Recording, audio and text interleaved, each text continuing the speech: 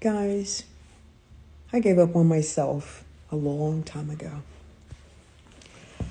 I was married in total 46 years of my life.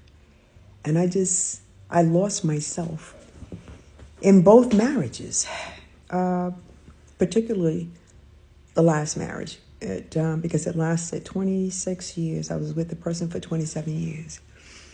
And I did everything humanly possible to make that person happy. But one thing I know for certain is that money, it can't buy happiness. You can have all the money in the world. You can have all the luxurious items. That doesn't bring happiness. Happiness comes from within. I was miserable, and I tried everything humanly possible to make that person love me as much as I loved him. But what I did later learn is that this person never knew how to love. And I guess that's pretty much why I was attracted to him, because I could see in his eyes that he was very sad, and all he needed was someone to love him. And I convinced myself that I can teach this man how to love. No. As it turns out, he was a very narcissistic person.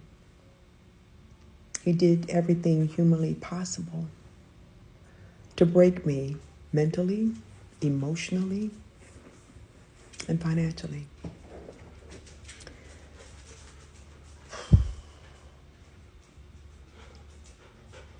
I went through a lot with that person.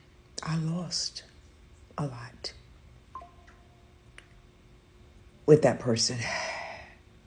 But one thing I can honestly say that I gained from divorcing that person is I gained myself back. I had to look in the mirror and basically reintroduce myself to myself. Because when I looked in the mirror, it's like I didn't even recognize that person that was staring back at me. I don't know. But I can say I'm free. I'm free. I'm happy. I love me. And it took me 3 years to get to this point. 3 years, almost 4 years to get to this point. I had no energy. I didn't want to do anything. All I wanted to do was stay in the house. And to be honest with you, what saved me, first of all, God saved me. But what helped me get out of bed every day was the fact that I have 2 poodles. And they needed attention. I had to get up and let them outside. I had to get up and feed them. If it wasn't for my poodles, I don't think I would have gotten out of bed. I was hurt. I was hurt. Because I had given it my all. And for me to be betrayed by love. And I keep telling myself, I really shouldn't say that because the man is incapable of love. He's clueless. To give you a little background, as I mentioned, I was married to this man for 26 years and we were together for 27 years. I was wife number 7. This is the longest he had ever been with one woman. I started seeing signs. This person, when we got married, my weight was 135, 140 pounds. I was basically a size 8. He used to tell me, he convinced me that I was too small. Okay, I needed to gain weight. And so many things happened throughout the marriage. I did gain weight. I entered menopause, and that just took took me in a totally different direction. I went from being 140, 145 to well over 200 pounds. I didn't know how to handle that. But although in the background, I learned that he was actually enjoying the fact that I had gained all this weight. I couldn't wear my clothes. I was miserable. He played on me.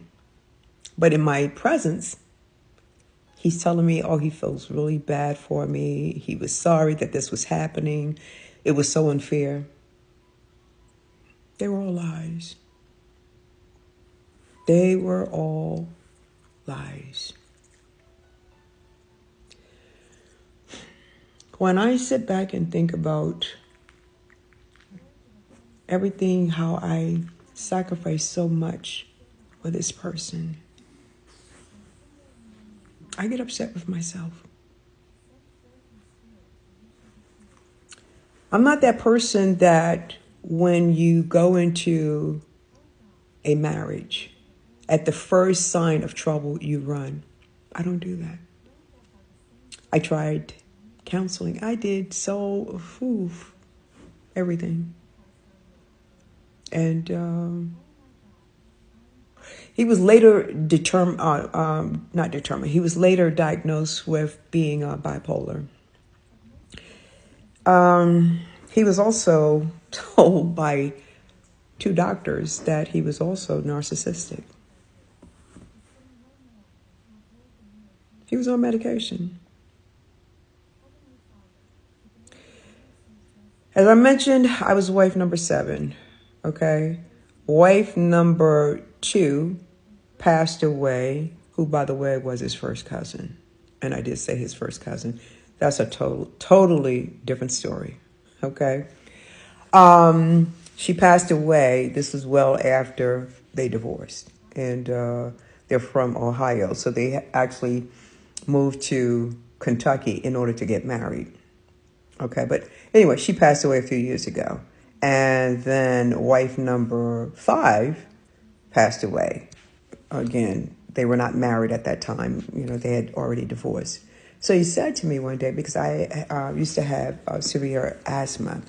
He said to me one day that I've had 2 ex-wives die. What's taking you so long to die? Each time that I suffered an asthma attack, I used to be in the hospital at least twice a month. And I would end up staying for, a couple of days. But he asked me, what's taking me so long to die? He used to talk to me about when, as soon as I passed away, how he had planned to lock the house up and he would not allow my family to come in. And oh my gosh. Listen, I thank God for saving my life. I thank God. I thank God for giving me my life back. So, until God sends that person that he has ordained for me, I will remain single and celibate. Okay? And I will allow God to continue fixing me. So when I do when I do meet that person that I am supposed to be with, I will have no baggage to take into that relationship. I love you guys. Live and keep living. Don't waste your time.